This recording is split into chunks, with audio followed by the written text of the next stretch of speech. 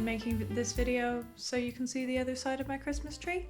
Maybe? Hello and welcome back to my, oh Jesus Christ, to my channel. Am I one of those people now? This video isn't actually about Christmas. This is about my trip to Copenhagen that I took in early November. Yeah, I had bought the trip as a present for my partner. We had originally intended to go to the Childish Gambino concert, but sadly that was cancelled. We were there for 5 days in November. And unsurprisingly, I did take the opportunity to go to a few yarn shops and buy just a tiny bit of yarn. Just the tiniest bit of yarn. So today I wanted to take the opportunity to talk through some of the yarn that I bought and also just generally my experience in Copenhagen. I think this video might be of interest to anyone who's planning to hit up a few yarn shops in Copenhagen anytime soon. If you have a trip planned, hopefully this can help. Big disclaimer, I didn't go to every yarn store that was in the city by far. There's so many, but also I think there's a few heavy hitters that I missed, but for reasons that I'll get into in a minute. Yeah, so before I get into what I bought, the shops that I went to in Copenhagen were a lot less than I was expecting. So I was, you know, fully planning on hitting up every shop that that was going to be in our itinerary. In generally like 4 main areas. How to pronounce the names of the districts of Copenhagen? Nørrebro, Vesterbro, Vesterbro. Sydhavn. Okay, let's cut all of that out. Yeah, so the shops in the 4 main areas of Vesterbro, Østerbro, Nørrebro, and the sort of central main area near Christianshavn. This is like a minefield of terrible pronunciations for us non-Nordic people. Just ignore all of my pronunciation during this video, please. One of the main reasons that I didn't make it to all of the shops that I wanted to make it to was just due to timing. To the difference of some more like Western European cities, the opening hours were quite limited. The shops would open, you know, from like 10, sometimes 11 to about 5:30 was kind of the max that most shops went up to. Surprisingly, it was actually even more limited at the weekends. So a lot of the yarn shops that I wanted to visit on Saturdays were maybe open for a couple of hours in the morning, and then Sundays were pretty much closed all day.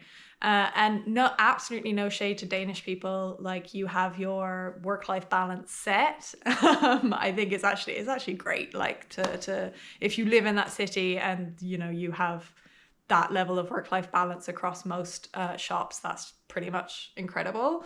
But I think when you're visiting and you only have a couple of limited hours in the day, it is harder to get to those shops, especially since we were there in the winter, which means our daylight hours were really, really limited. If we wanted to go sightseeing or, you know, see some of the attractions of the city in the daylight, which generally is the best time to see them, then it was hard for us to fit that in, combined with going to all of the shops that we wanted to go to. I think if you're going in the summer, you might not have this problem at all, in that you have all of those evening hours to do a lot of the sightseeing that you might want to do, and a lot of that like outdoor attraction, blah blah blah kind of thing. So you wouldn't be so limited to you know, like just those 4 or 5 hours during the day where there's sunlight, but you're also sort of, you want to see the yarn. Also, if you're only going for a weekend, so like Saturday, Sunday, yeah, I would just keep an eye on your opening hours and just be prepared to not see all of the things that you wanted to see, yarn-wise. I don't know about the other stuff, but yarn-wise, you might not see all of the things that you wanted to see. Also, one of the other things that I found was quite disappointing, but again, maybe just a reflection of like the work-life balance that exists in Denmark. There were a couple of shops that I went to that said they were open and, you know, was open on their opening hours on Google, but you turn up and there's a, you know, display on the window saying, you know, oh, today exceptionally we're closed, or you know, I'm gone from this hour to that hour, and of course it's the hour that you're there, and they're not going to come back for another 2 hours, because that's the way everything goes. So that actually happened to about 3 shops that I went to that were exceptionally closed on the day that I went to them. And, you know, in regular working hours, it was like a Friday afternoon or something, two of the shops that I'm thinking of, which is disappointing when you went there, especially. There was a whole sort of area of shops that I didn't end up getting to go to because all of them were either closed when I was trying to go or it just didn't match up with our itinerary. So if you're looking for the most complete guide to Copenhagen yarn stores, unfortunately this isn't it. I just didn't make it to all of them, but hopefully these tips can help you out if you're planning a trip. The yarn stores themselves, when you do actually find them open, are great. I mean, it's the Disneyland for knitters pretty much. And yeah, there's so much. It's also like the shops are so plentiful in that even, you know, I was in a just sort of like kind of like a regular shopping mall, and there was a craft shop that was, you know, embedded in the shopping mall, that wasn't even one of the, you know, like dedicated yarn stores, that had Sandnes Garn, Peer Gynt, you know, like all of the yarns that a lot of us non-Nordic people are like, oh wow, this is incredible. So it's just nice to see all of the knitting culture. When we were thrifting in Copenhagen, we're avid thrifters, so we do end up actually going to lots of thrift stores every time that we travel. And in every single one of those, there was a hand knitted garment, at least somewhere. And what was amazing was, you know, seeing all of the petite knit patterns everywhere. And what I loved was that the thrift stores, they would often label them with the name of the petite knit pattern, because they were in the know and they knew it themselves. There was this one particular boutique, like boutique-y vintage store that was quite kind of upmarket, and they had maybe like 5 or 6 petite knit pieces that were, you know, marked at prices that showed respect, I thought, to the handmade like nature of them, and you know, wasn't looking down on the fact that they were a hand knit item. Whereas I feel like if you're thrifting in other European cities, sometimes that's not always seen, which is usually good for you if you're trying to buy the thing, because then it's cheaper. But it was just really nice to see the appreciation of a hand knit everywhere throughout the city. And it was also kind of like playing Where's Waldo, or Where's Wally? Is that the British one? Oh, I don't know. And that, you know, you're walking around the city and you're like, oh, that's a petite knit. Oh, that's a this jumper. That's a that jumper. There was a girl sitting next to us in one of the cafes that we stopped at that was wearing an Amy sweater in, I think, like the same color combination as that like green really famous one. And she was knitting something, and then behind her there was a group of friends that were all either knitting or crocheting a piece. And just basically everywhere you went, you know, I was trying something on in a vintage shop, and on the changing rooms, you know, the way that sometimes the changing rooms have like a gap underneath, I could see that she had that My Favorite Things knitwear colorwork sweater that was just, I was just lying on the ground as she was trying something else on, and it's just like everywhere I look I'm like, oh, it's like knitty stuff. So that's really fun, I think, as a knitter. Aside from the yarn and anything else, I think it's just really nice to be surrounded by a culture that you're already embedded in, but like in real life. And it's also like every yarn shop that you go into, people are like, oh, did you knit that? You knit that, blah, blah, blah, blah. And people are just very, they recognize knitted pieces as being valuable, which I think is really, really cool. I would say as well, when it comes to prices, everyone says this about the Nordic countries in general, right? That they're quite expensive to stay in, and just generally the cost of living is quite high. But I actually found that when I went to Stockholm earlier this year, the prices I didn't find were that bad. I live in Ireland, where the cost of living is already really quite high, especially in terms of like living costs and rental costs. And so I usually find when people say, oh, that city's very expensive, or that place is a very expensive place to sort of stay or go for holiday in, I never find that it's that bad, because compared to at home, it just doesn't seem that extortionate to me. But with Denmark was the exception, and Copenhagen in particular was the exception, where I was like, wow, okay, yeah, this is really quite dear. Even the coffee for an oat flat white, you would be spending 6 to 7 to 8 euro sometimes per coffee. I will say that is only really in the very city centre. There was a couple of days where we went out further out to sort of less touristy regions, and the coffee in those places was a lot cheaper. We didn't always eat there, so I couldn't really tell you for comparison. But yeah, I do think that just like very central Copenhagen spot is one of the more expensive places to eat or just really exist in.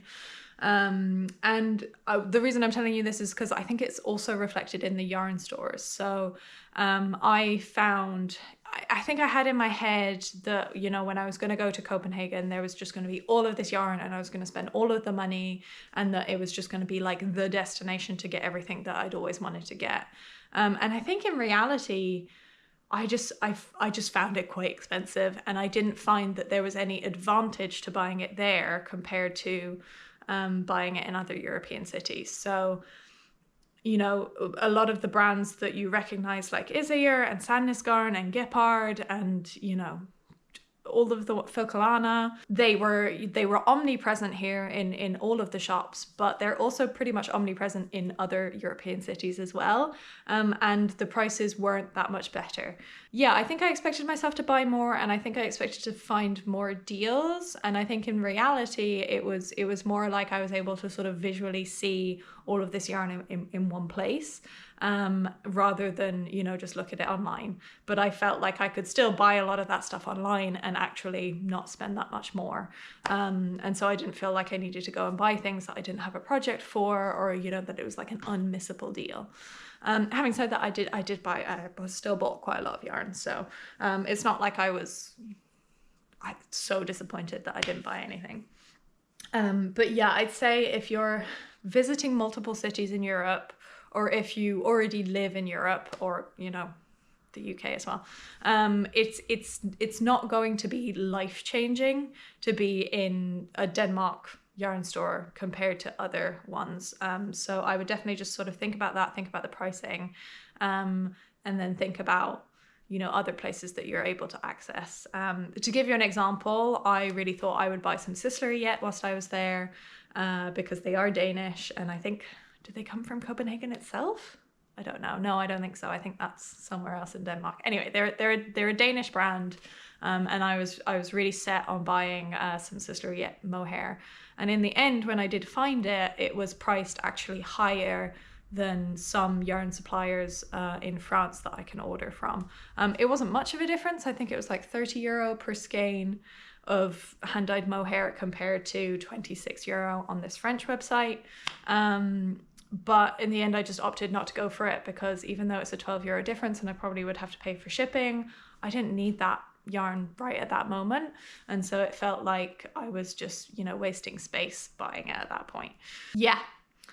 So that was my experience. I do know as well, if you're sort of American or Canadian, then the prices for things like Sandnes Garn and Isager and all of those are almost double in the States. So if you are just coming to Copenhagen, I'd say, like, yeah, definitely stock up. But if you are visiting other cities, there's nothing there that I was like, wow, I can't get this anywhere else. I was also disappointed I didn't see more local yarn brands or things that were, I felt like, really rustic, or things that I didn't already know about. Yeah, like Isager was everywhere. But I wanted to discover new things that I didn't already know about that weren't so commercial. So when I went to Sweden and I went to Stockholm, I discovered Campus, and has now become one of my favorite yarns to work with.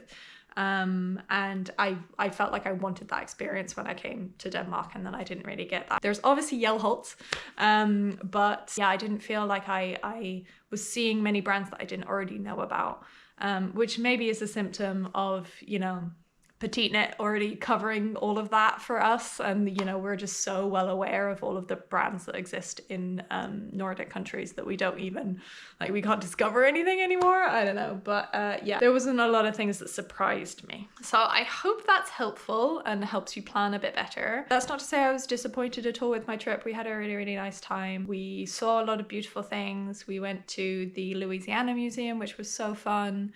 And yeah, we did all of the Instagram stuff. And generally Copenhagen is just beautiful, and that very chill vibe of, you know, just sort of sitting in a cafe, whiling away the hours indoors somewhere super warm when it's cold outside is just really fun. I think it's amazing seeing the way that people live mostly on bikes. You know, there's children everywhere. It's a very kid-friendly city. And yeah, it's just a very cool place to be generally. Oh my god, it was expensive. I spent so much money.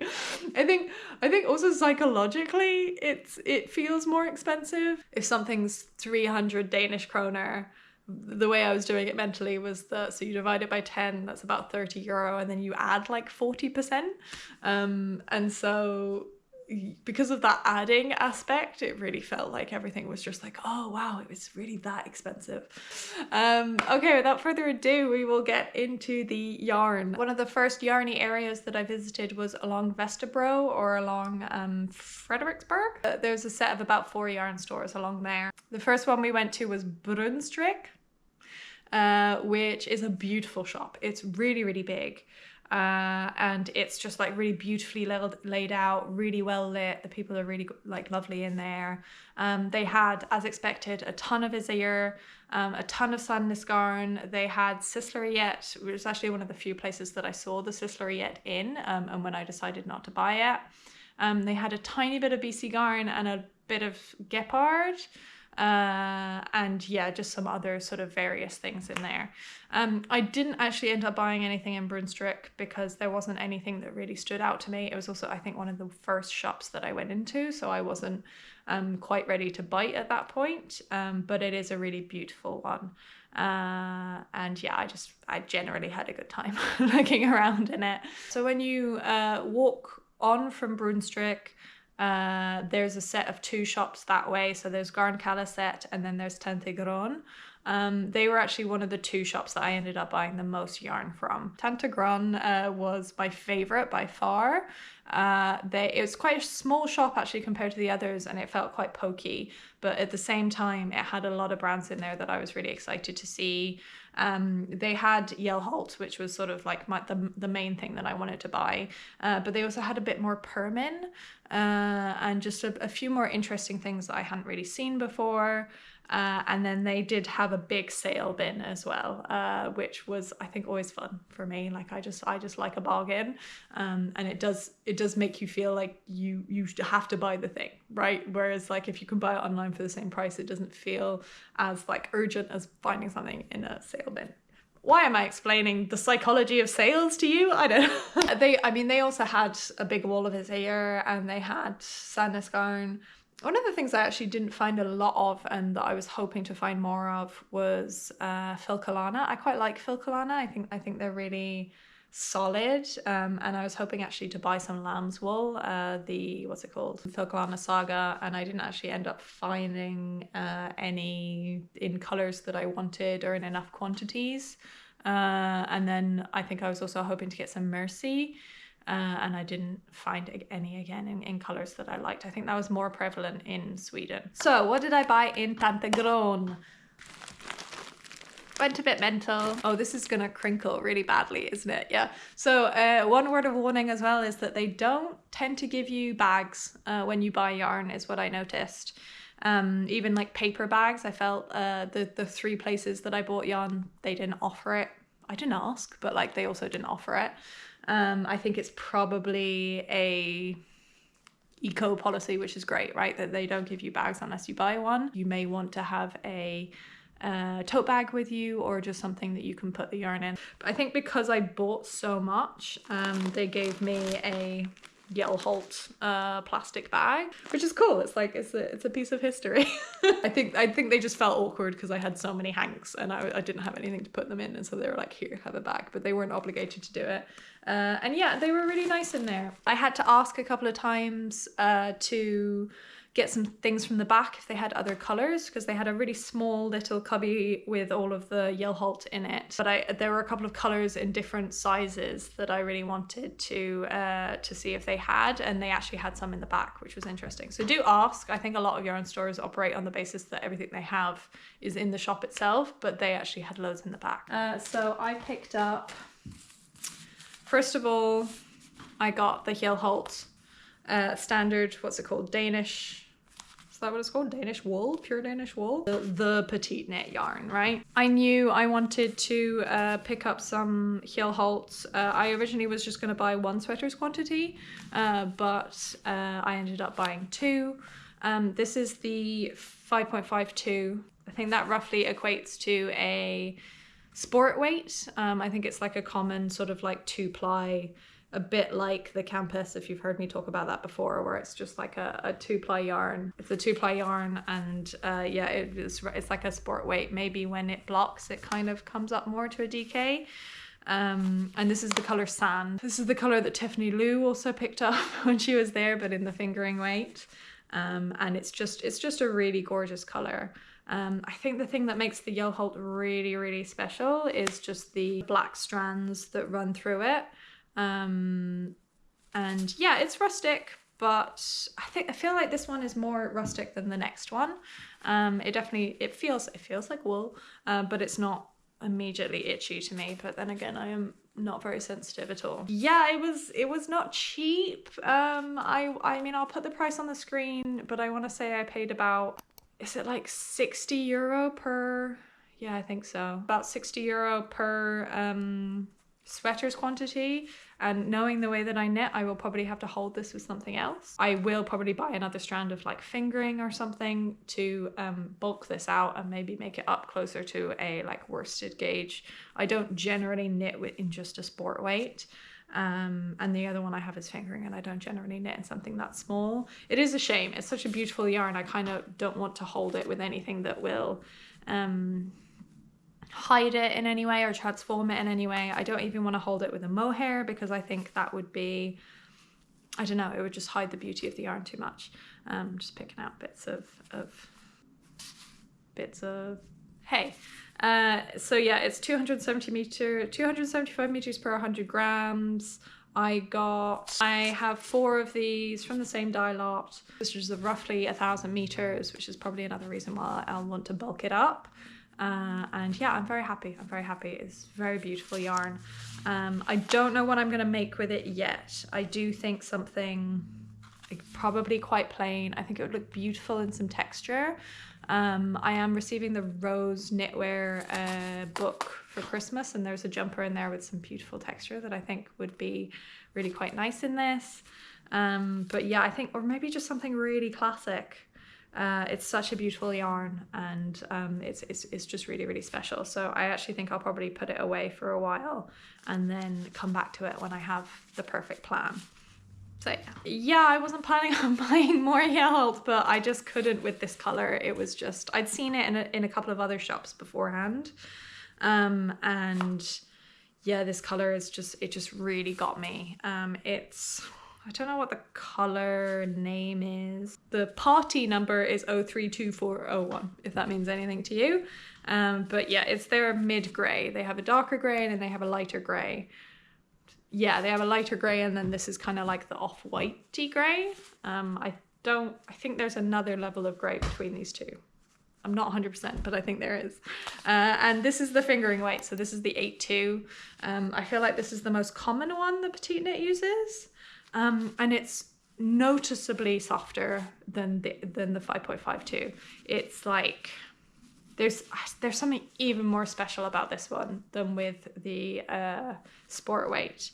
It's also 2-ply, and yeah, it's just stunning. Like just look at that dimension. It's just so beautiful. So yeah, I have absolutely no idea what I'm gonna make with this, especially since it's fingering weight. Again, I will probably hold it with something else.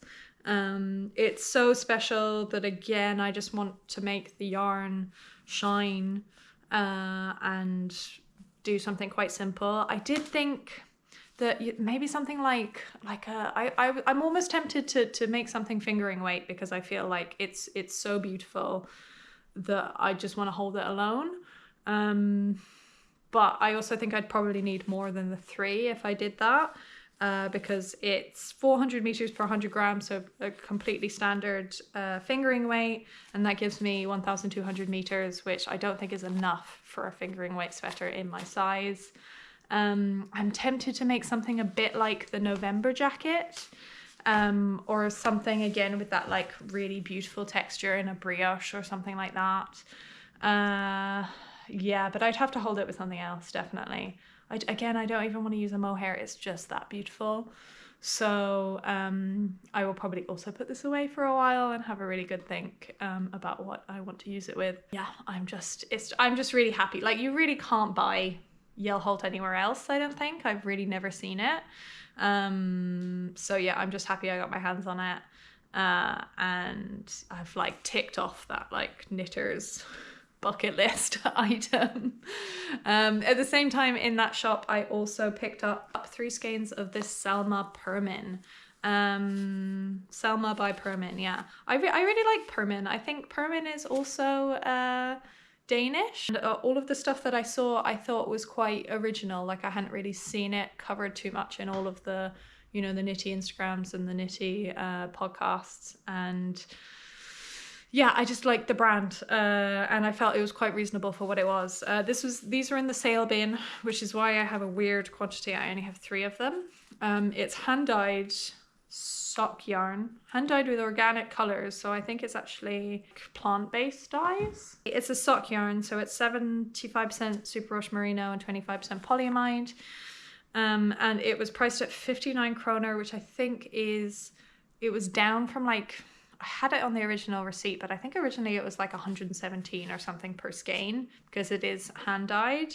And this is down to 59, which if my maths are correct, so it's like 66, so about €9 per skein, which I felt was pretty reasonable given that it's hand dyed. And there are 210 meters per 50 grams, so it's a fingering weight, quite a thin fingering weight. And I have 3 of them, so I have about 600 meters. Not a lot, but I think I will make probably a vest, maybe like a 2x2 ribbed vest. I'm really inspired by the Spectacle Strik 2x2 ribbed t-shirt in yarn that's very, very similar to this. I think it's called the Galaxy Wool. And that is hand dyed, and they only do drops every so often, and it's really quite expensive to buy a full sweater's quantity of it. So I was kind of looking for something similar that imitated the look of this, and I think this kind of like block dyed, where there's whole sections in one color, will really imitate the Galaxy Wool in a really nice way. And I like the colors; they're quite simple.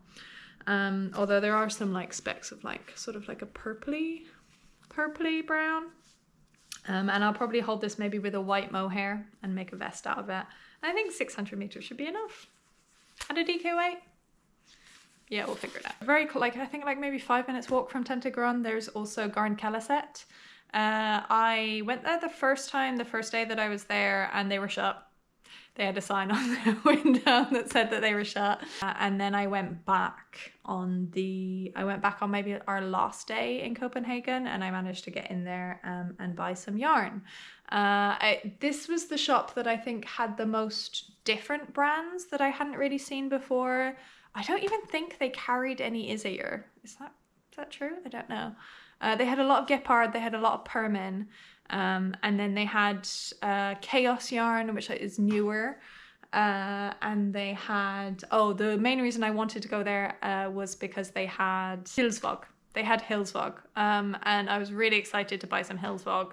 I didn't end up actually buying any because they only had, so they had the Tinde, they had 3 yarns. I think they were a bulky, an Aran, and then a sport weight. I think that's the Tinde, if I'm not mistaken. And the colors weren't grabbing me. There was nothing that was really stood out to me as something that I wanted to invest the money in. I will probably go to Norway at some point, so I'm not worried about not getting any Hilsvåg. And I think it was also like the thing I really want to try is the unspun, like everybody else. The other lines of yarn weren't really grabbing me enough to be like, okay, I'm gonna throw another 60, 70, 80 euro into a sweater's quantity right now, when I know, like my yarn stash is massive. I don't need it right now. And it was really only just because it was there. But it was great to see some Hilsvåg. Yeah, so what I bought, I think they did actually give me this bag. So on a whim, I got some Kaos. because I was actually knitting my mittens at the time, my like fingerless mittens in the fluo yellow, and I actually think that this was a way better color match to my mohair. And it's just a really fun color. I think I will probably use this in color work at some point. It is a 100% organic merino, just one skein. It's a fingering weight, thin fingering as well, so it's 225 meters per 50 grams. And I don't know if I have the receipt in here. Oh, I do. Oh no, it was on sale. Okay, so usually it's 85 kroner.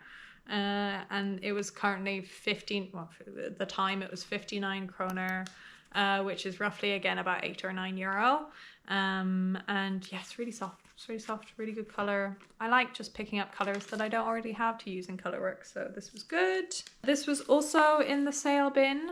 This is some Dagmar by Permin. Again, really soft. I think it's got recycled yarn in it. So it's 75% organic merino and then 25% polyamide. So again, kind of like a DK sock yarn. But I do think part of this is recycled, I want to say. I think I looked up online and it says something about it being recycled. And this was also reduced. I think originally, yeah, they were 88 kroner per skein, hank, whatever. These were 52 instead. So I say maybe like 7 or 8 euro per skein. The meterage is quite generous. It's 150 meters per 50 grams. So it's more of a DK. I have 2 of them. I have 300 meters. I don't know. This will become an accessory, maybe like I think it would make quite a nice hood or a scarf or something around the neck. And really, I just picked it up because it was on sale and I liked it. And it's quite sad beige, but a lot of this yarn is quite sad beige. But I was just really loving the tweed, and it was nice to pick up something that you can't get Permin here, so I enjoyed that. And then finally, I got 3 skeins of Kamma by Permin, 175 meters per 50 grams. So I'm guessing it's like a sport. And this, it's got so much in it. 67% wool, 20% fine alpaca, 5% silk, 6% acrylic and 2% viscose. It's very variegated. Yeah, so actually I think this one almost has like a little like rainbow effect to it. I have 3 of these. What was it? 175 meters, so less than 600 meters. Again, this might become a vest. Or like a kind of like t-shirty kind of thing. It's not the kind of yarn that I usually pick up. I don't usually like single ply, which is what this is. I feel like that kind of yarn pills loads, but I did just really like the colors. You can see like there's like some cobalt blue coming through there, and red and yellow, and that kind of like primary color mixed through a neutral is really my jam. And almost like a Noro, I think. And yeah, I just, it was kind of the end of the trip and I was like, I should probably buy some more yarn. So yeah, I don't know what I'll do with this quite yet, but I liked it and I think it was really reasonable. So the 3 balls were 192, about 25 euro for the 3 balls. It's not that great when you say it like that, but yeah, single ply I find that it pills and it's just not the most pleasing of yarns. I much prefer a 2 or a 3 ply. I think my favorite by far is a 2 ply, but yeah, the single ply, it feels like more like a trendy style of yarn that I don't love so much. But I also find that it often biases quite a lot when you knit it up, but yeah, it's worth it for the color. I'll probably hold it with a mohair, which will solve some of the pilling. And yeah, there you go. That was it for Vesterbro. There's also Knitting for Olive, which is around that area if you go further up north. But I didn't end up going to Knitting for Olive by choice, just because it wasn't really on our route. And it's one of those things I'm like, I can buy Knitting for Olive directly from the shop. And I'd seen other people say that when they went to Knitting for Olive, it's just like seeing all of the yarn from the website, but in real life, which is lovely. It's a really nice experience to have. But I just didn't feel like I needed to have that experience, and there was nothing I needed knitting for Olive wise. So yeah, I opted to skip it, which I don't know. You can tell me I made a mistake in the comments. But yeah, I skipped it this time. I tried to go to some yarn stores in Nørrebro, which is quite a fancy area. There's some really quite bougie vintage shops along there. I tried to go to Tante. They were closed. And I also tried to go to Nicoline Garn, and they were also closed, exceptionally that day. But the shops themselves looked really lovely, so I peeked in the windows. Same for Østerbro. There's a whole street full of really nice looking yarn shops. There's Ulden, there's Woolstock, there's Garnstuen. That last one, Soernes Garn. I think that last one has lots of drops in it. What I did is that I checked on the website of each of the yarn shops to see what their stock kind of looked like, and if it was stuff that I really wanted to see, I would put it as like a must-see on the list. There was nothing in those 4 that I was like, I have to go to these shops. So it actually turned out that by the time that we made it there to go see some other things, all of the shops were closed or were closing, and so in the end I didn't end up going to any of those 4. I hear really good things about Garnstuen, and I think that's that last one, that's Soernes, has a lot of drops and is quite reasonable. So if you're tired of looking at all of the really expensive yarn, then maybe go to that one. But yeah, I didn't personally get to go to those. There were also another couple across the river that we were there at the weekend. I think we were there on a Saturday. Across the river in Bro. There were a couple of shops there that we walked past that were shut. I think they were only open for a couple of hours in the morning on that Saturday, and we were there in the afternoon, and so it just didn't work out that we made it back there. So there's tons. There's so many. You could take your pick, but yeah, just keep an eye on your opening hours. Yeah, there's no lack of yarn is what I'm trying to say. And then the last little cluster of shops is in that sort of very central area near where you know, the pretty coloured houses are, and like a lot of the main tourist attractions. Actually, when we got off the train station, very close to there was Uldstedet, and I ended up going there, I think, on one of the last days, because the first day I was like, I'm not just gonna blow my load on on the first yarn shop that I go to. But yeah, we made it back to Uldstedet, and that one as well is really well stocked. A lot of Isager, a lot of Soernes garn, a lot of Gepard. They had Gepard Woolia, which was really interesting to like touch and feel. And I was tempted to buy some, but in the end I was like, oh, I will save that for when I actually need it for a project. They had everything that you would expect. They had a bit more like sock brands. I saw some Opal and some Regia. I think they had like a Chapelle, Zauerbol. They had a lot more sock yarns than a lot of the other shops. And the lady in there was very nice. I ended up buying some cables for my C-knits, because I'm always running out of the cables. She was very nice. She was wearing a Amy slipover from the Soernes Garn booklet. The only thing I bought, it's looking a bit worse for wear now. This is a Tweed. It's just the Isager Tweed. It's the fingering weight one. 200 meters per 50 grams. It's got 30% mohair, which is nice. And I think I said in my last video when I started knitting this up, I'm knitting a Sophie scarf / shawl somewhere in between the 2 sizes. And yeah, I said that when it comes to tweeds, or like Donegal tweeds, we're very spoiled in Ireland, so I don't tend to buy them from Isager or from some of the more bougie yarn brands. But I made an exception for the colour, and also because it had mohair in it, and I quite like a yarn with a high percentage of mohair in it. So, or like a yarn blended with mohair, I find that that's harder to find. Like they don't do that so often anymore. So yeah, I picked this up. I'm making a scarf. It's very thick and thin when you knit with it, but I'm told it will bloom beautifully, and I'm excited to have this as a scarf. And yeah, it was just a fun little purchase, and I don't think it was too unreasonable. It was like maybe €9 per skein, or was it 90? I don't know. I said it in my last video. Anyway, that's what I bought in Uldstedet, and then some connector things. And then the last shop that I made it to was probably in one of the most touristy areas, or it certainly felt really busy and really touristy when I was there. It was really quite overwhelming because it's quite a small shop. And there were a lot of people in it. They had things around the front that were sort of like discounted yarns. They had lots of Soernes garn, a lot of Isager.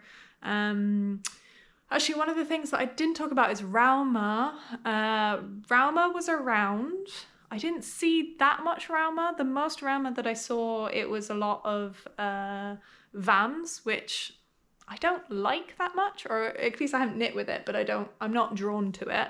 Yeah, there was quite a bit of Rauma about, but it was never in very many quantities of like colors that I was drawn by, and it wasn't in like a, you know, like a standalone section. Like you could tell that the sections were really dedicated to like Soernes garn or Isager, and then they'd have like a bit of Rauma sprinkled in, but it was never like, wow. They had La Bien-Aimée, which I feel like I could buy in France if I wanted to, so I wasn't blown away by that, but it was nice to see it in person. Yeah, they had a lot going on. Oh, they also had a full wall of Hjelholts as well. I'd say they actually even had more than in the Tante Gron shop. But because it was so busy, I was just really overwhelmed in there, and I'd also already bought quite a bit by that point. So I got one skein. I got one skein of Rauma Finull, which I love. I just really like the Rauma Finull. It's very pleasing, and I got it in this aggressively blue color because I again am going to be doing some color work projects, and I don't really have just a plain blue. Cobalt blue yarn. It was also on sale. I didn't realize it was like 39 kroner, and I think usually it's like 59 or something. And yeah, I should have gone back and got more. They also had like a burgundy Finull, and I should have bought some of that, but yeah, I just got overwhelmed. I just had to get out of the shop, because when you get panicked like that, either you buy way too much or you buy not enough, which is what happened here. But I'm happy with my one ball of Rauma, which you can't get in Ireland. So yeah, I was happy with that. Yeah, and that is everything that I bought in Copenhagen. It's not an insignificant amount. I wasn't going much for the colour this time around. I had a really good time. I bought less than I thought I would, but still quite a lot. If you're going to Copenhagen or Denmark anytime soon, let me know what shops are your must-sees and things that you're planning to pick up whilst you're there. If you live in Denmark or are local to Copenhagen or have been there a lot in the past, do let me know what I'm missing, what I'm uneducated about, what I'm misrepresenting. I'd love to hear it. But that was just my short touristy experience of the city. That took all of my money and repaid me in spades with wool, with sheep. We also did a lot of really good thrifting whilst we were there. So just very, very quickly, I'll show you the things that I picked up. Got some Solomon, a Steen Goya long sleeve t-shirt, my new favorite vintage skirt, the most stunning varsity jacket, a baseball cap, a vintage wall hanging. There are just a few more of you, just a few more. Hi. Yeah, kind of unexpected. Hello. I swear I didn't make a Christmas video just to cash in on all those Christmas views. Genuinely, I thought that everyone would be so busy with Vlogmas that nobody would watch any of my videos. Oh my god. So thank you so much if you're here because of that video. Yeah, I'm kind of blown away. I have been watching the numbers creep up for the past couple of days, and yeah, it's honestly just insane. So yeah, thank you so much for watching. That's it for real now. Okay, bye.